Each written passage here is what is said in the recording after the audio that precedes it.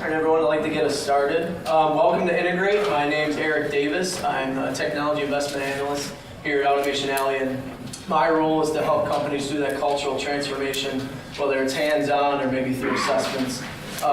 So this session is going to focus on industrial Internet of Things. The session is called Industry 4.0 Journey Lessons. We'd like to thank our sponsor, Bosch, for generously making it possible to host these important discussions. For any questions about the Wi-Fi network, the network is called Integr8, Integr8, and the password is Marco Technology. That's all lowercase, MARCOTECHNOLOGY. So at this time, I'd like to hand it over to Rodney Rusk of Bosch, and he'll take it from here. Thank you.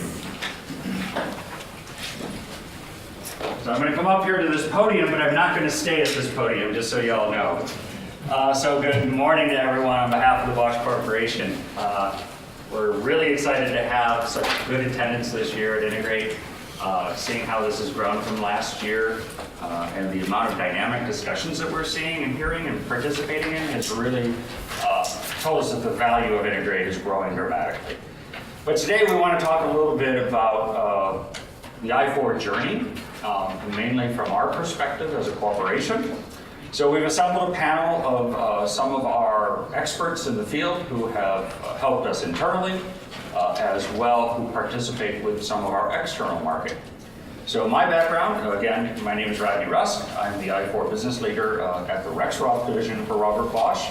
But that also includes a significant amount of collaboration between all the divisions of Robert Bosch. I think we had some slides. I don't know, are we going to? Yeah, sorry.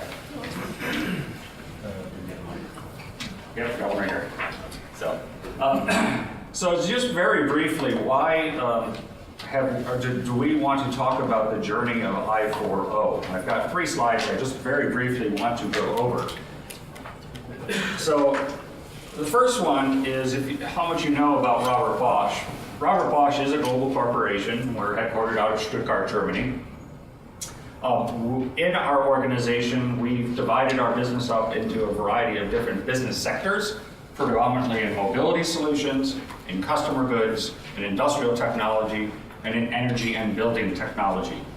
Within those 4 sections of the company are multiple different divisions. The whole point here is within the Robert Bosch Corporation, we have a huge variety of products that we manufacture and that we provide to a variety of markets. Most people here in metropolitan Detroit know us as an automotive component supplier, or they know us as a provider of industrial automation equipment for the assembly lines and the machining lines. But also underneath the Robert Bosch umbrella would be everything from your power tools that you're buying at Home Depot and Lowe's, or your home goods like your washing machines and your refrigerators under a number of different brand names. So it's quite a diverse manufacturing company. That manufacturing experience is really where we're drawing most of our I4 real world knowledge from. Whenever we set the stage regarding anything connected industry, we like to show this particular slide. This particular slide is going to identify some of the key areas where we see connected industry being important. But the most important part about connected industry is the fact that we are still putting people in the center of it. In our mind, the people are what's going to drive the change, and they are the people who are going to implement the change and lead us to success.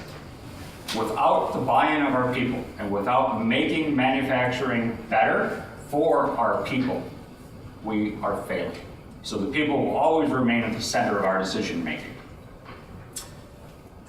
At Robert Bosch, we have a unique viewpoint of Industry 4.0, and we've divided up to what we call the lead provider and the lead user perspective. What do I mean there? So from my perspective, lead provider means we build a whole assortment of Industry 4.0 ready goods, whether they be CNC controllers or perhaps sensor technology that is put into manufacturing.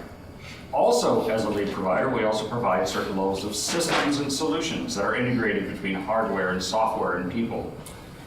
So we provide that technology not only to ourselves as a consumer, but to the outside market. On the lead user side, we have roughly 270 plus manufacturing plants worldwide.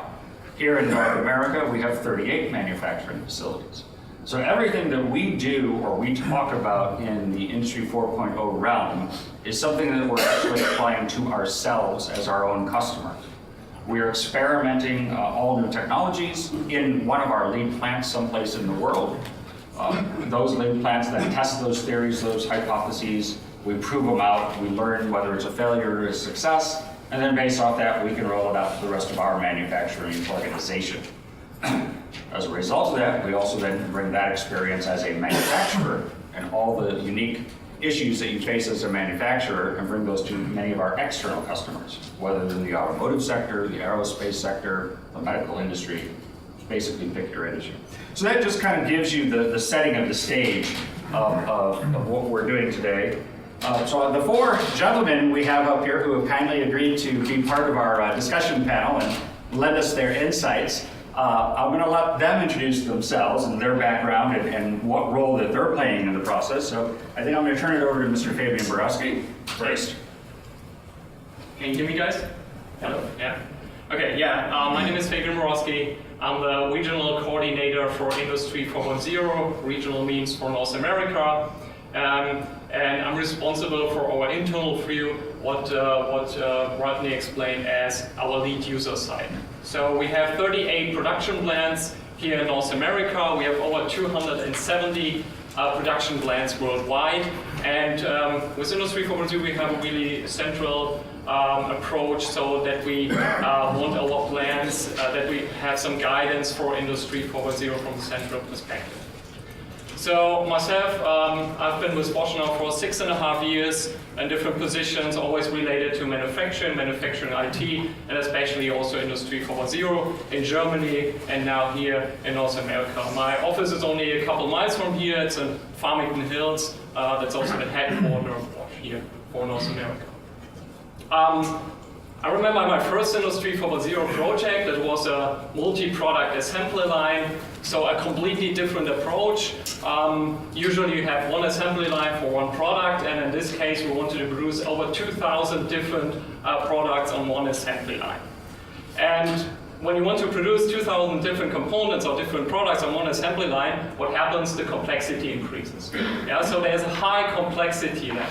And we used Industry 4.0 to manage this complexity and to make it a better approach than for overall strategy. So what does that mean? For example, we had a vertical integration. So the customer orders came directly to our SAP system and down to the assembly line. So this is what we call a vertical integration. But also a horizontal integration. So all the different assembly lines were connected with each other. The associates were connected, so the workers, we connected the worker to the assembly line. So, so it was basically like a navigation system for the whole assembly process. And this is something that we also rolled out. So we have now also a production plant here in North America, in Bethlehem, where we have the same feature for Industry 4.0.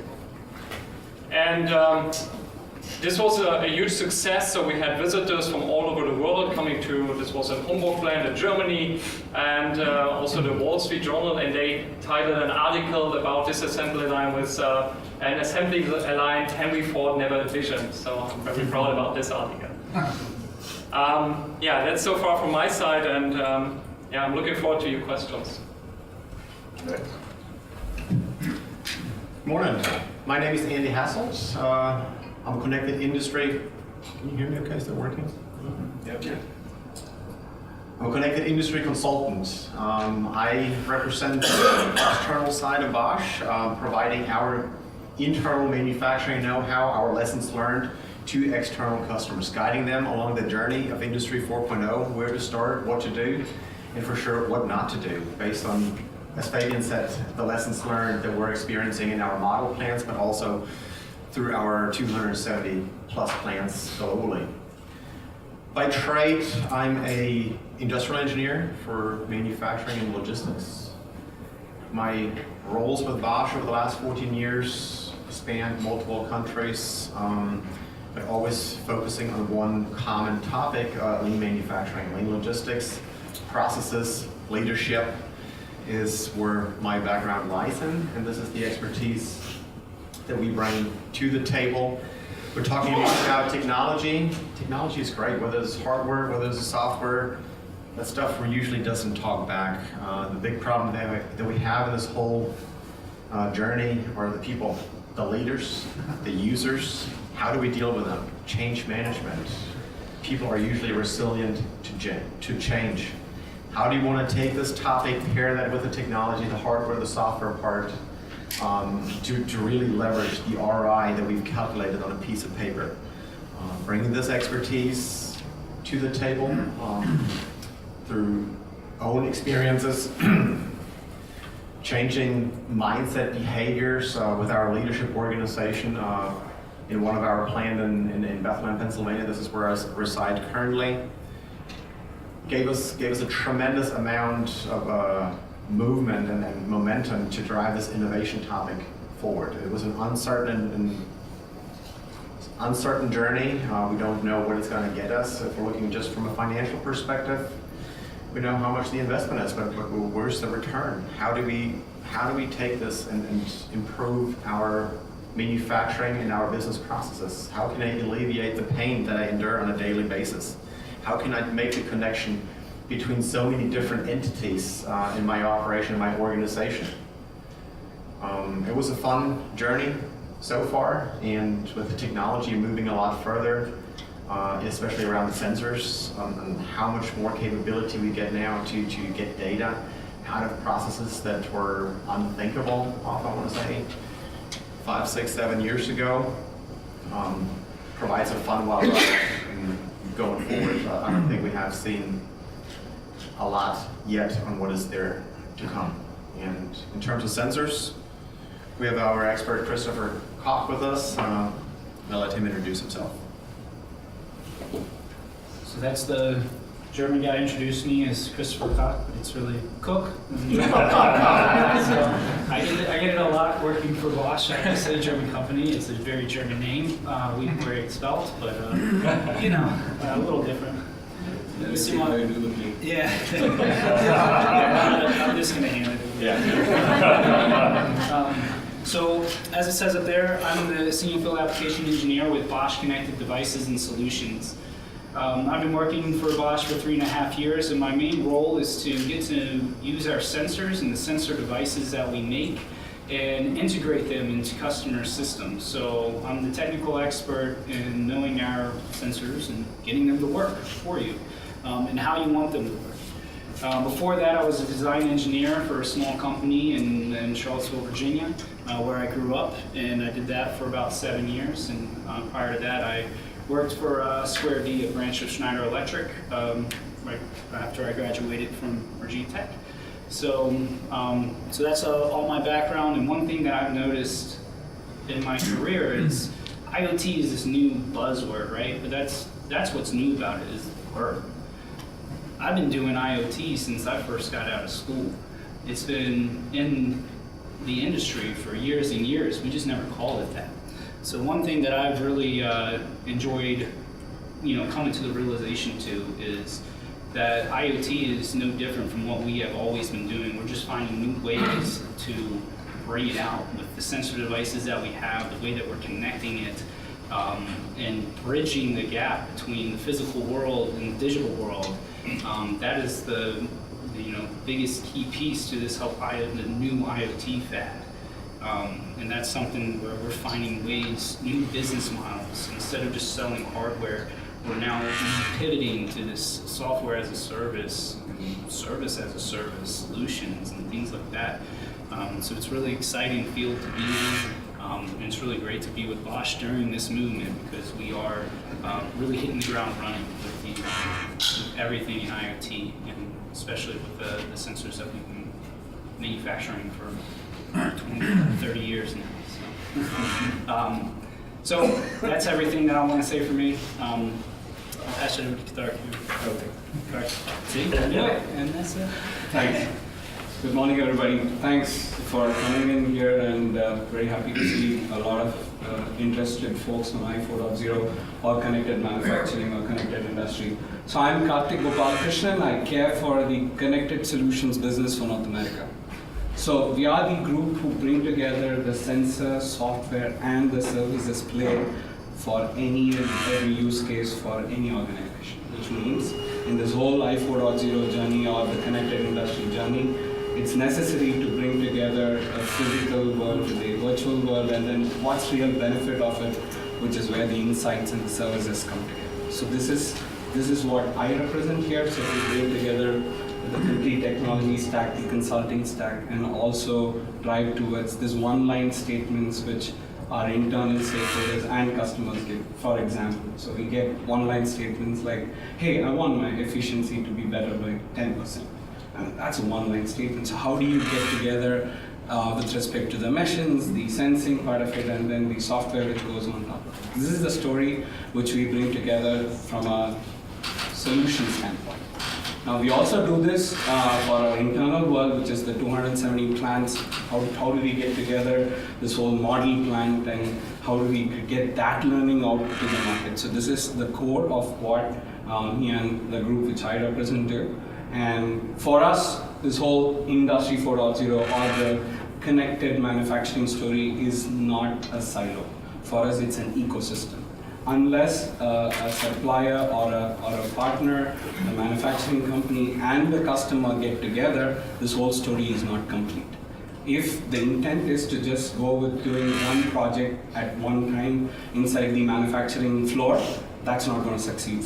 This is our belief, and we believe that this whole ecosystem will have to come together to see success in this whole I 4.0 journey if you take.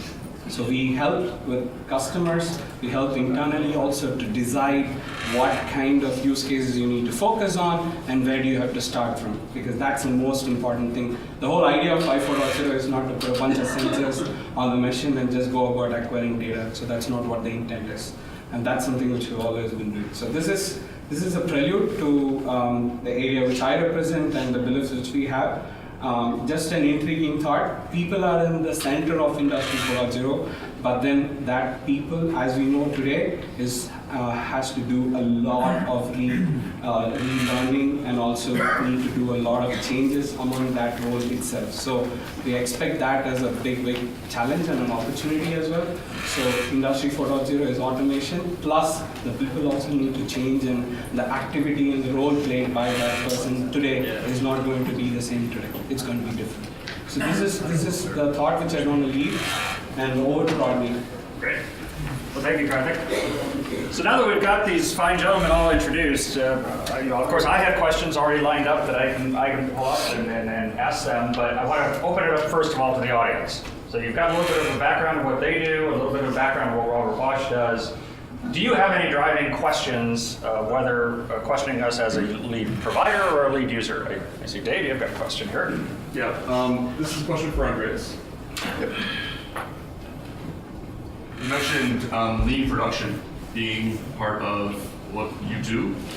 For your external partners, customers, if you will, do you expect a baseline of lean production acumen before you can begin to do all the wonderful things that you do, and how do you deal with that? Just speak up, Andy. Great lead in, thanks. Andy. Perfect. That works. So lean production it's for us the foundational element before we go into this digital transformation. The objective of lean transformation, you want to eliminate your waste.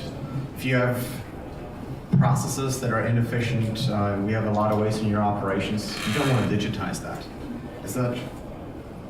It's compounding the waste that you already have by making it digital.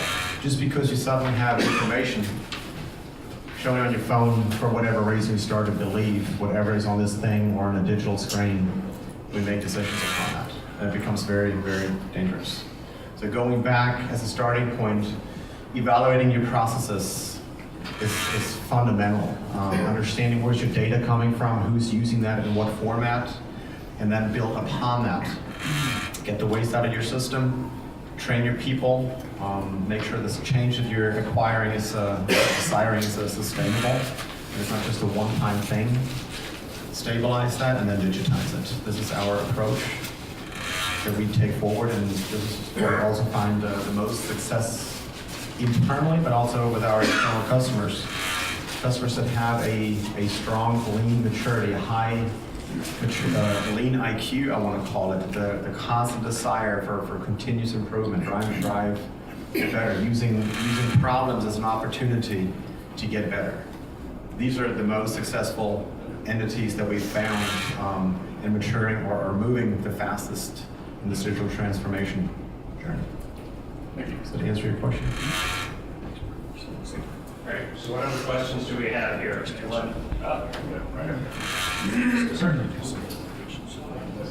Sanjay Kumar. So a question, you have 270 plus plants. Two elements to that question. So one is, how did you decide where to implement Industry 4.0? Right? Not every plant, not every piece of equipment needs it per se. And the flip side is, because Industry 4.0 is about analytics and insights, do you feel that you're putting technology first, or you're putting business challenges first? So we always go with a top-down and bottom-up approach. Top-down means we have a clear strategy at Bosch how we want to address industry problems. For example, we don't want to have all our 270 plants to develop their own solutions. Yeah. At Bosch, we call it smart copy. So if there is a good solution somewhere, then we want to copy the solution to all our 270 plants if they need it. Yeah? And this brings me to the second approach, a bottom-up approach. So we really go to our plants. We, together with the whole team, identify where are the pain points. Yeah, because what we saw, and that was also lessons learned, when we start with Industry 4.0, make some nice charts, some nice dashboards, we want to have something visualized. And then people at the plant, they realize, okay, maybe they don't feel that it solved their problem. It maybe caused more problems at the end. So our approach is always identify the pain points in their plant. So we do workshops to identify the pain points, and then to pick the right solutions. And at Bosch we have now over 40 Industry 4.0 solutions for the whole value stream, so for logistics, for manufacturing, and so on, and to pick the right solution that solves your problem. Is that always easy? No, because also at Bosch we have a high variety of production. We have a highly automated production, high volume production, and we have a high mix production. Yeah, and to find a solution that fits to all the different kinds of production is really difficult at the end. So, and then it comes to the design. So we have to design our solution that they fit for the different kinds of production, so that it fits for a high mix production and also for a high automated, high volume production. Yeah. So I always tell this example with a bike. You always need a bike, but in some cases you need a mountain bike, and in another case you need a road bike. So that's our approach. Yeah. Yep. So to your question of is it a business call to go for an Industry 4.0 intent, in our experience, we've been doing Industry 4.0 journey, as we call it as Industry 4.0, for about 7 years now. The initial stages of this whole journey was actually all over. We were not sure what we wanted to do. We had the capabilities of the technology, actually. That's where it all started. We saw possibility of things happening when you get together these technologies. Whereas a business user, a business owner, necessarily did not understand the whole value. So the way we went about was to identify clear proof of concept, is where we all started off. We had to show small wins internally as well. Unless we showed these small wins, there was no business case for anybody to go for something like this. So we had to show those business cases, we had to show those small value propositions and improvements. That's where completely had a snowball effect of making it more bigger. Now we have a lot of connected plants. We are seeing a larger value out of these things.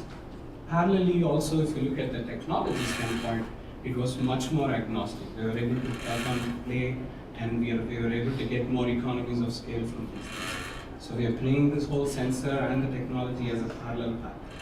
So as we see these things grow, we are able to see clear monetary benefit also yielding but this took us about 7 years now. Whereas the past couple of years have been a very high steep learning curve, especially when we bring together this whole cloud ecosystem into this and the service delivery which is offered at insight per second. So every second there's somebody who getting an insight. So this is all we had built this ecosystem. As a lead user, we were having a lot of issues initially, and now we are much more confident internally on what works and what not works. We have put clear plans and we have a method to identify. That's why we need to start with the value stream and then get on to what technology and what solution we need. So that's clearly the approach which we are taking. I want to add one more thing to the people side again. If you look at your bell curve of change, who do you want to work with? You've always got your early adopters. So who's volunteering, who's coming forward is a big driver. Do people really want it? So there are already indicators, people trying to get these small wins, get quick wins.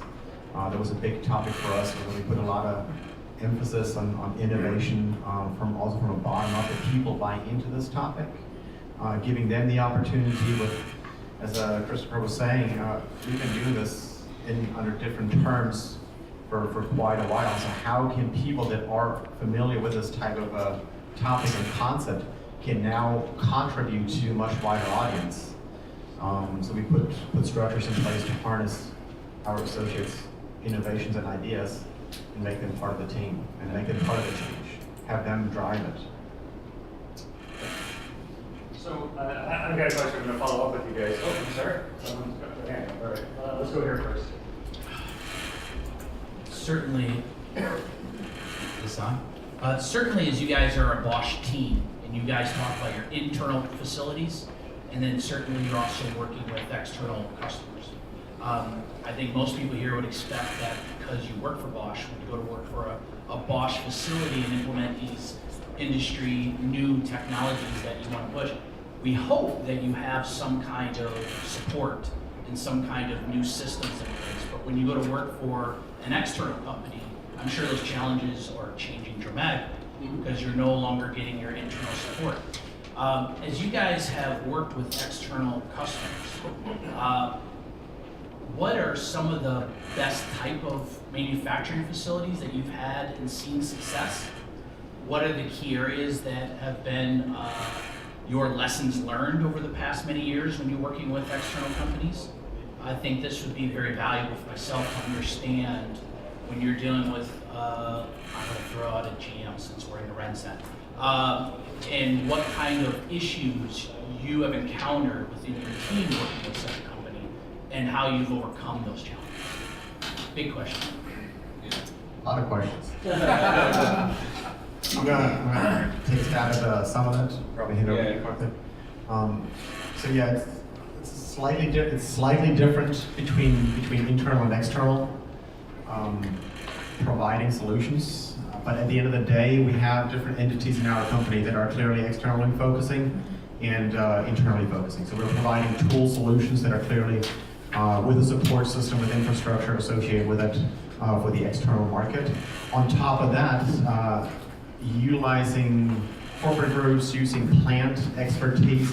This is the advantage that we bring to the table to tap into those resources, contract them for a project, for a ongoing deployment, and also for additional support. Based on your needs, we can recruit resources out of our own organization continuously. Karthik was also mentioning nobody can do that alone. We have a large group of partners in our ecosystem that we work with. We're good at a lot of stuff, but not at everything.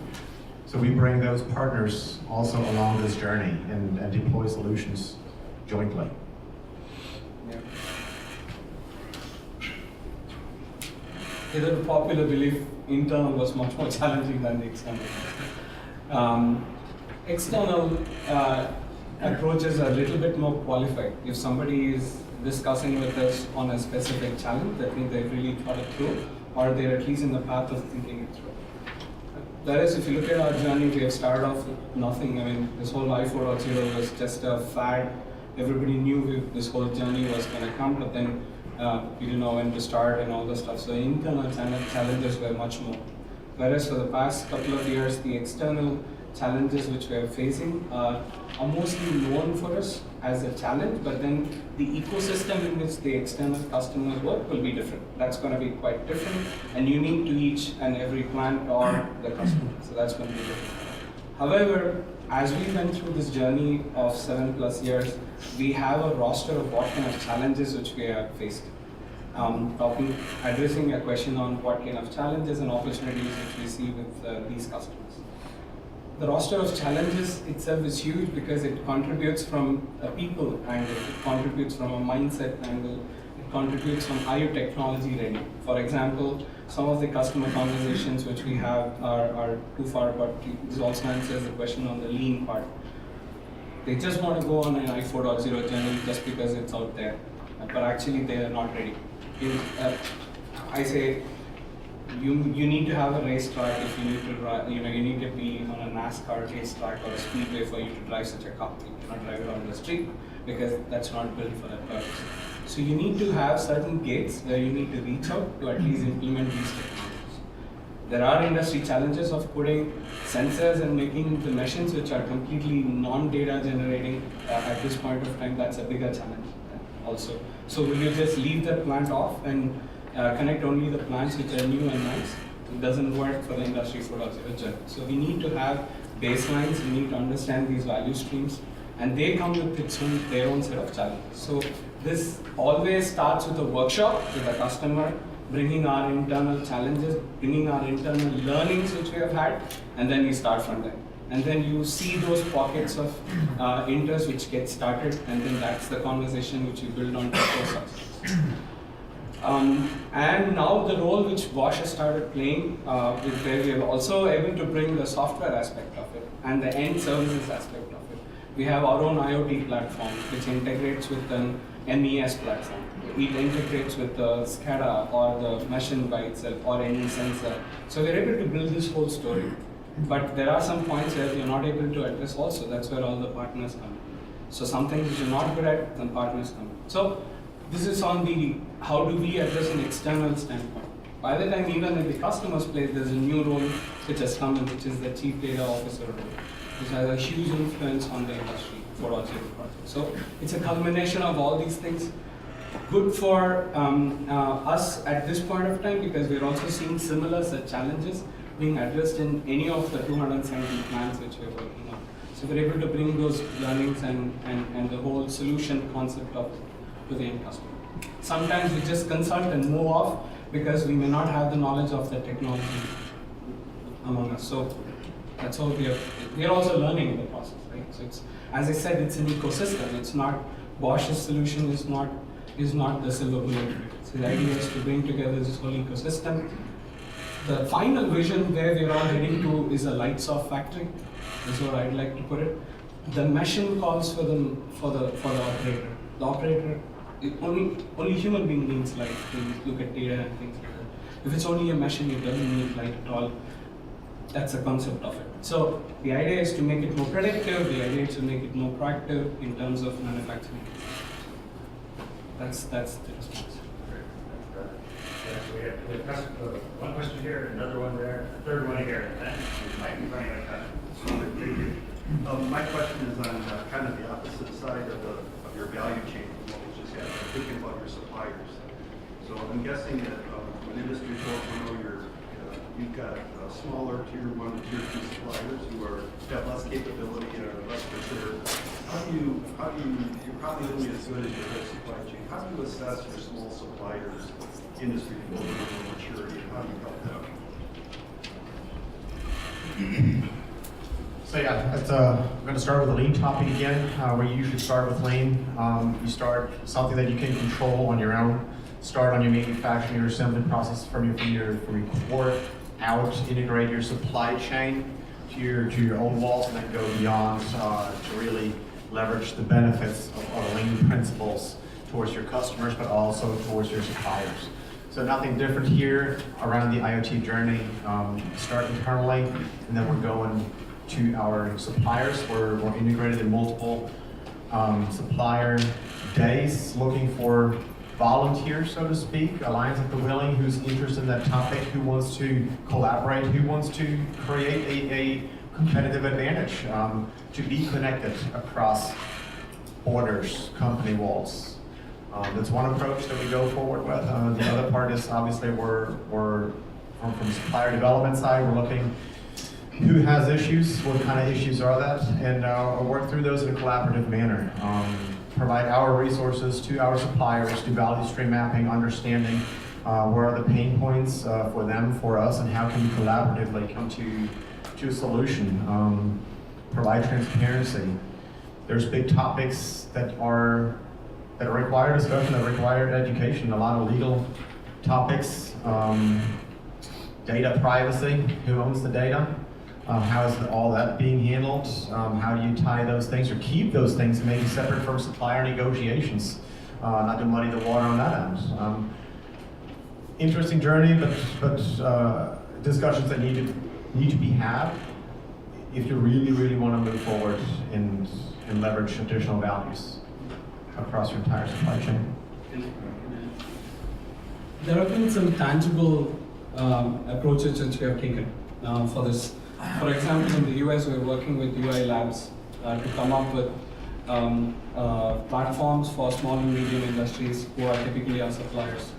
We have our own solution called the SIM solution, where smaller suppliers and also suppliers who are not there yet, who are not there having lean processes or they don't have something orchestrated yet, they can log on to such platforms. But right now, this is our ecosystem, this is a Bosch ecosystem. We're able to extend this to that specific supplier who's engaged with us. So we're trying to make these changes through these platforms to the extent which we can open up and have more integrated approach. Like they see what's the demand and we are able to see what's the status of production, for example, as simple as that. And from there we are having larger use cases which are also getting built into these platforms. So we're doing our bet into this, but it's not a very easy journey. It's going to be a lot of supply development activity like Andy was talking about, and also the maturity of this platform and how we go forward. But we have already started this journey for us. It's already deployed and working in Asia Pacific, where typically the suppliers are less than $10 million in size as revenue themselves, who do not have a great processes at this point of time. So we're having these challenges faced by us, but then we're slowly deciphering. I'm going to add one more thing, especially when you said small and mid-sized companies from a supplier base. Also, it requires education in your organization to try new business models. We've done that in low-wage countries where we not only collaborate with the suppliers, but we provide, for example, the hardware, the services, the installation, the connectivity, software layers, etc., but then work out a collaborative model with them on a multi-year payback, for example, or they rent the equipment. We still own that, but leasing is an option that becomes interesting, or you pay by use. There's a lot of different new avenues out there. The big challenge is probably in your accounting systems. How do you build for that stuff? How do you make that work with your current business system, ERP systems, etc.? But also going back to the people side, how do you, you want the money now, but how do you, for the longer term, get the benefit over multiple years? So there's a lot of education to do. There's a lot of innovation out there on how you can tackle those problems differently today. So as I walk up to the front here, let me add just a couple other things from my side. Mainly on the executable side, with especially our suppliers. Again, because we have a lot of smaller suppliers who may not have the capital resources to take on, let's say, a complete I-4 transformation journey. Two of the areas that I think we've seen a lot of over the last couple of years in particular is when they come to us and they're participating in perhaps one of our supplier days or maybe a focused plant meeting that we're having because we're providing particular parts to a particular production plant. We focused in on a couple areas. We've really helped them have a conversation regarding OEE data, and do they really have OEE data, and starting at the basics there, and looking at simple ways that we could help them collect OEE data and begin to make informed decisions based off that OEE data. The second part of that, which is actually an extension of the OEE data, is because most of them are operating legacy systems, perhaps mismatched systems, they don't have a lot of existing data points that you can pull. The sensor technology is where we begin to focus in on, again, help them begin their journey. So we help them get some OEE data systems put in place, and then we begin helping them deploy some low-cost sensors that can collect new pieces of data that are missing, that can help populate that OEE database. That is a very simple step, but it's turned out to be very, very effective with many of our suppliers. So again, first steps on the I4 journey, they can't take everything on. Let's start with something small. Let's build up some confidence. Let's partner with them. And, you know, as the buyer in this case, it's also our responsibility to make sure that we're helping to enable them to be successful. So we often forget that part of our relationship. Not come in and tell you what to do, but to offer the help, and if you want it, then give it. So we had another question up here, right here, sir. Yeah, my question is related to the business case, right? Because at the end of the day, as you mentioned, the pinpoint one of the solutions, you have to create a business case, right? So in 7 years, I think you mentioned in this, what are the lessons learned in creating a strong business case for corporation? Bosch has a different kind of ownership structure, right? So US, you have the shareholders, you have a return on investment, you have a payback period. Have you had any experience in how, or what are the lessons learned creating a strong business case, and what is the payback period you're looking in those kind of projects?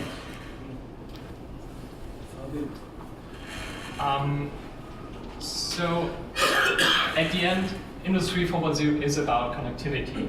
So what you need is also your big picture. What is your big picture? Yeah. Usually what we do, we start with smaller use cases, which is okay to get some experiences with Industry 4.0. But at the end, you need an overall IT architecture for your plant. Because at the end, you want to connect all your logistics systems with your manufacturing systems so that they can communicate, they can talk to each other, right? So this is very important. So you have to start, you should start also, this is what we mean also by top down, with your business, with your business model, but also with your IT architecture. How does your IT architecture become? And then again, with the bottom-up approach, we all, for all our use cases, for all our solutions, we have our I calculation and so on, so we know exactly the savings for the different solutions. And usually, if you don't have any savings, then you work on the wrong pain points. Yeah, and the need is not big enough. So, from a business case standpoint, it looks to be two-pronged for us. One is it's driven from a C-suite, which is more from the intent of, is my company a connected experience company for a customer? Which means, is my engineering and R&D, my manufacturing, and my products in the field, are they all connected? Is that a larger intent for my C-suite is something which is a very important discussion. As Bosch today, it's public that we have about 7 million connected devices in the world. So for these 7 million connected devices to really measure up and for us to know what's the status of this device, if there is a failure of a device, how do you track it towards engineering? For us, the connectivity ecosystem, which is the IoT software itself and the sensing part of it, becomes important. Now, I'm talking from a Bosch standpoint. Now, this business case comes from a drive from a customer experience, actually. End of the day, all these business cases come on to that point of what's the benefit you're able to, end benefit you're able to come to a customer. As Bosch, we were able to see this business case fairly, in my opinion, it's a little late, but then now we know that that's a business case nonetheless, to give a connected experience. Now, this whole intent of it was driving a lot of this connectivity in the shop floor, in the R&D, and in the field by us. This is a top-down, a C-suite driven business case. From a bottom-up story, it was extremely difficult for us because though the structure is different, the Industry 4.0 plant budget still comes from the plant. I mean, it's a plant spend. And if the plant has to spend on certain X amount of dollars, you need to show tangible benefit because you are running on high capex and stuff like that. So we had to show these small benefits. As I said, you need to show these small wins, even do a free investment onto that, and have a couple of strong engineers who can really build it off, and that gives a lot of credibility to this business case to be built up. It has to be both ways. Even the plant also has to have an ask. One of the 270 plants, we need to have an ask as well to the top management on what's needed. What is the payback period though that you prefer to plan that? Each use case is different. For example, Fabian, what your use cases are a couple of years? Less than 2 years. Yeah, couple of years. It starts from 2 years. Some of them are quite quick. Now we're able to see the moment it gets onto a customer experience one, the payback is immediate. The feedback is quite faster. We're able to afford those technologies right now, and the technology ecosystem is there right now. So for those use cases, the impact is high, the visibility is high, and also the spend is high. Whereas if you look at a clear operational use case, something like Rodney was talking about, the OEE factor in all manufacturing plants, for example. That's also driven by discipline and also an intent to have an OEE in place. So we start from that. But it's a low cost and a high impact use case. So it depends on what we really pick and go with. Big question about ROI is constantly how good can you measure your data? How your impacts? How granular do you know the connection between different events that are caused in your supply chain? I think that's where it starts with. A lot of times, what's your database? I mean, how do you separate your failure cost and a certain other efficiency or productivity, whatever you want to call it? How detailed do you have information available that drives, going back to OE, a less than perfect state? Where are your deviations? Can you attribute them? Can you quantify them? And the better you are upfront with data granularity, the easier it makes it to justify certain investments. A lot of times we see customers, they don't know. They have large buckets of information rolled up, aggregated, fudge factors on it, you know it, and makes it very, very difficult to justify something. At the end of the day, it's a financial decision, put that in place. But some topics you just need to treat as an investment into your infrastructure. You maintain your buildings, you maintain your machines. Do you maintain your business to be competitive over the next couple of years? So certain things, you don't have an Ethernet port or certain things on your machines, there's just stuff that you just need to do. We had another question over here to my left. I had two questions. The first is, from an internal perspective, which Industry 4.0 applications have you gained the most from? Can you speak up a little bit? Which Industry 4.0 applications have you gained the most from? Which has had the best ROIs for you? The second question is, which ones would you bother doing again? You guys hear that? What was the second part? The second one was, which applications would you not bother to do again? Didn't have a good enough. I think we're all pretty good usually at manufacturing. So the value added part in our operation, I think, is for the most part sophisticated. This is where we usually find a lot of people have the most resources around: engineering, support staff, maintenance, etc. So areas that you usually don't focus too much on are these indirect administrative areas. How are you connecting from an information standpoint? What information do you provide is available? Transparency, visibility in going into your supply chain logistics. So the short answer is a lot of times around logistics applications is where we find the biggest or the best ROI for applications. But again, don't just go isolated now, running off logistics. What's for your business biggest needs? Look at it holistically, at your entire business, and make derive it from there on out. Where would not do anything?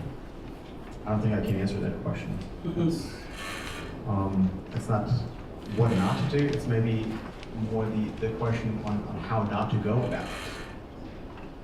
I don't think we've done really anything that we wouldn't do again. We probably wouldn't do it differently. Thank you. So I can answer on the second question? Yes, exactly. Together with my first project, the multi-product assembly line, we also developed an active cockpit, and the first version of the active cockpit was highly connected to all different systems. And what we didn't expect is, it was great, so you get all the transparency, all the data in real time and so on, but we forgot about the people part actually. Yeah, so the people weren't ready to use these highly connected applications. So, and that's why we have at Bosch now also different levels. Yeah, we start with level 1. Level 1 is digitalization and lean management. And then we have several other levels, and the highest level is really autonomous decision making. So it means, for example, your forklift driver knows exactly when some part is missing in the production and brings it automatically to the production line. But this is the highest level, and some of the steps in between are just enablers to come to the next level at the end. And if you start right away with the highest level, that was our experience, it doesn't work. So you have to go through the different steps.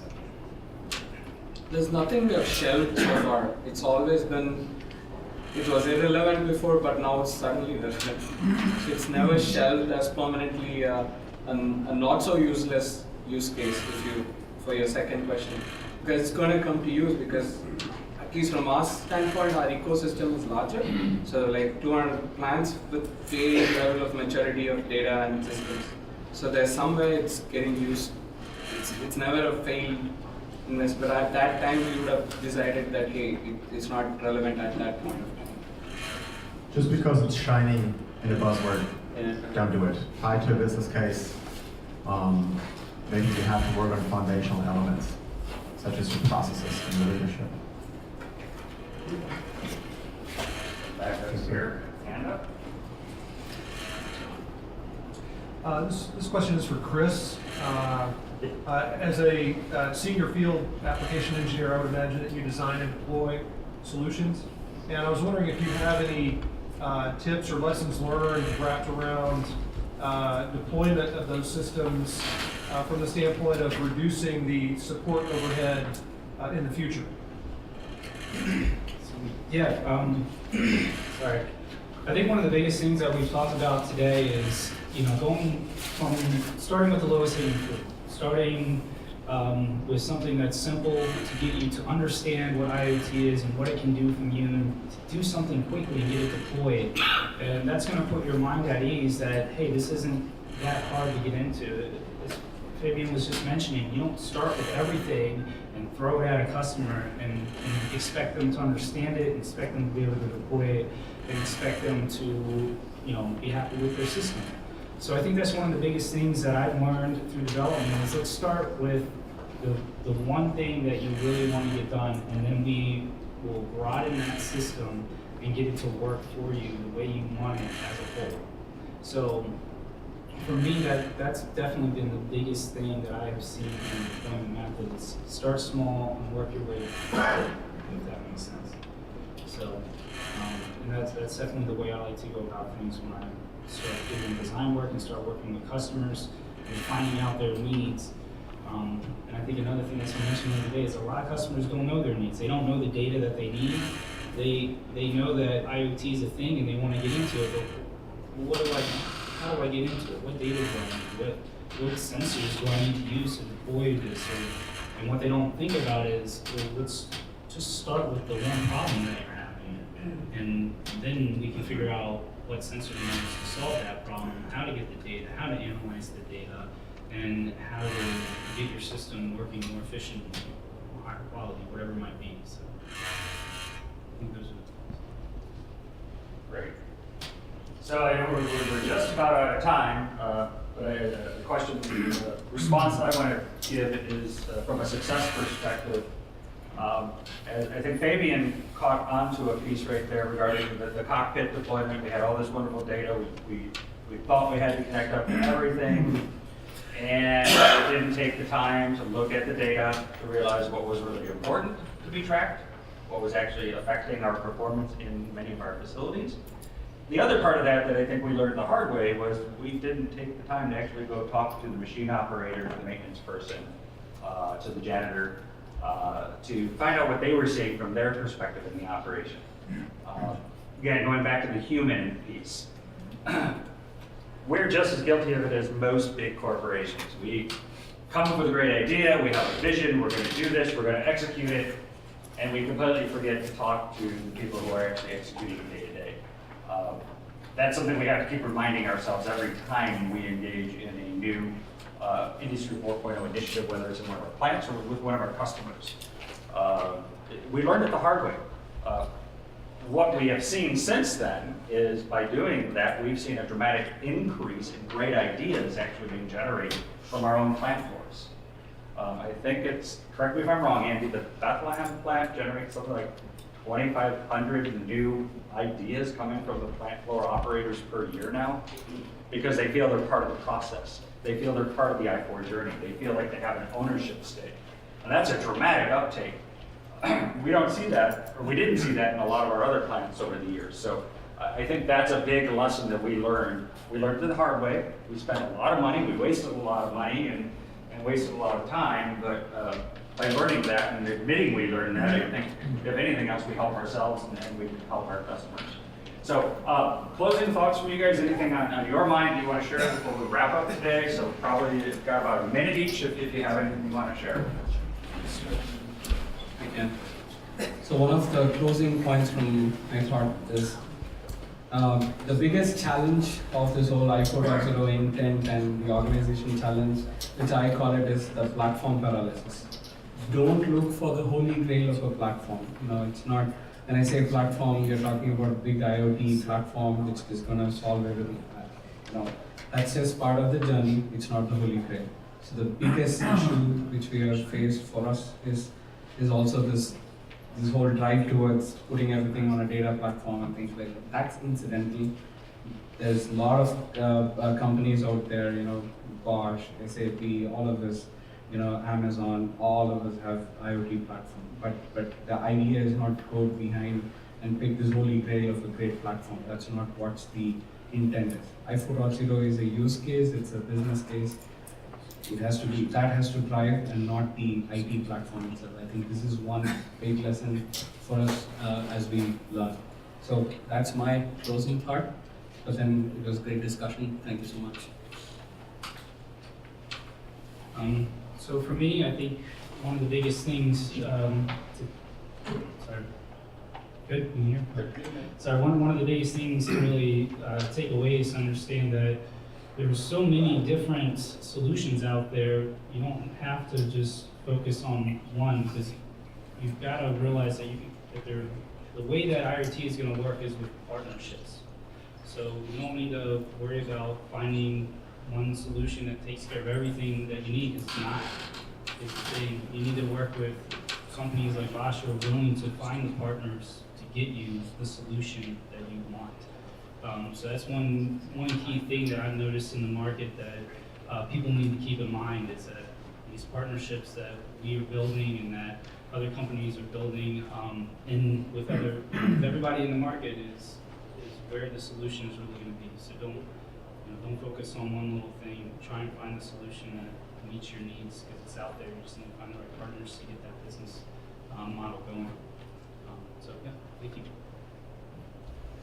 I'll make it simple, 3 words: processes, leadership, and your people. Rodney, could I ask a question which might influence David's last word? Sure, absolutely. Because we know we were just discussing, the common theme, people. And your graph, you started people in the center. And then the mistake that was made, didn't talk to the people. And we're just thinking, on a large international, multinational corporation, do you guys have you implemented like a team of psychologists to help with this process, or is it just still counted on as, let's put a project team together and brainstorm, or is there a component that we maybe haven't discussed here behind the scenes that helps this implementation? Because employees' well-being, employee transition, some of our other sessions we've heard about the transition, some jobs will go away, but you transition to other, but people at the center, is there a formal support system at Bosch, for example? So, yeah, we for sure we have a central department just for Industry 4.0, but we started also with small Industry 4.0 groups. Yeah, in each and every plant we had our small groups, and we thought, okay, that will work.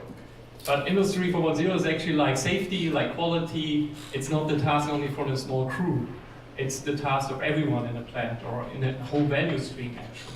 So everyone has to support it. Everybody needs an understanding. What I always say, you need this digital mindset at the end. Yeah, to think about, okay, what does it mean now in a digital world? And in a lot of cases, and especially also at Bosch, and I think in all companies, we are really good on the OT side.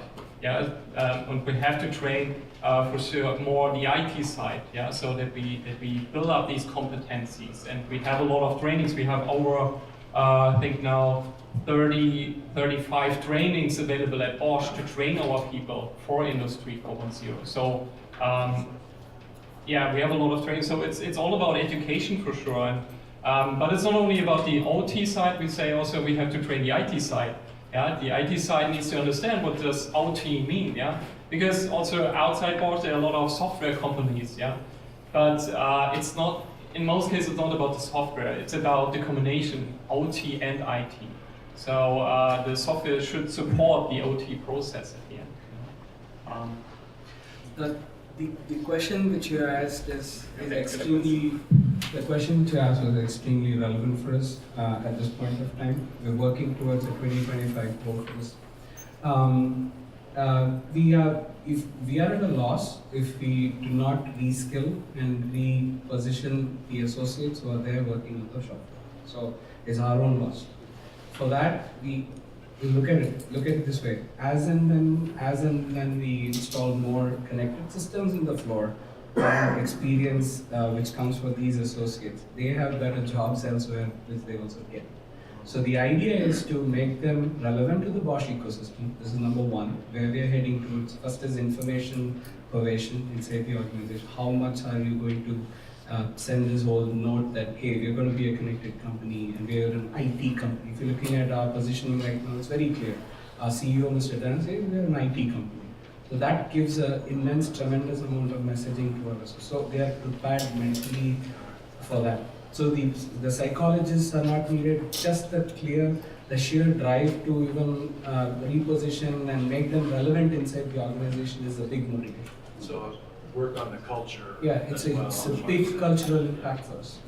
Second thing is tangible things. So what's our training system looking like? So we are working on a goal of having this 2025 training system, which is a very conscious effort to do this.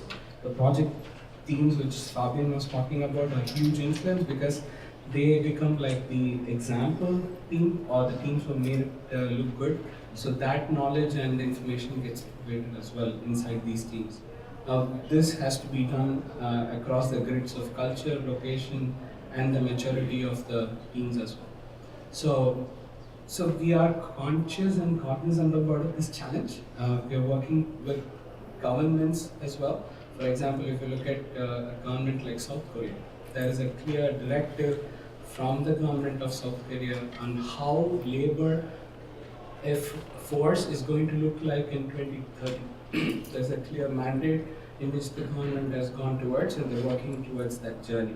Similar to that, we're also working with large ecosystem-based companies who can make this. As I said, I4.0 is not a silo of one company, it's an ecosystem.